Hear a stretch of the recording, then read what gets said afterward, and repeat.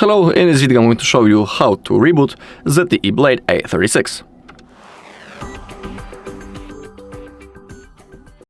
Alright, so let's begin. All we need to do to reboot this device is launch the power menu. We do it by clicking the power button and volume up button at the same time, just like that. Now simply tap on the restart button, tap once again.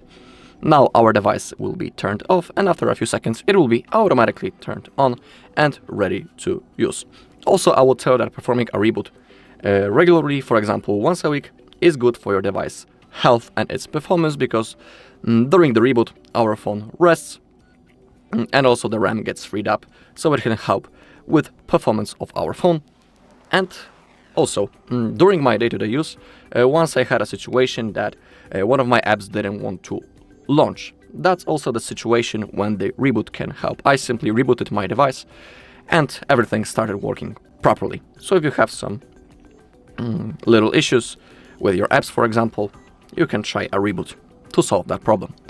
Alright, and that's all in this video. Thank you all for watching. If you found this video helpful, please leave a like, comment and subscribe.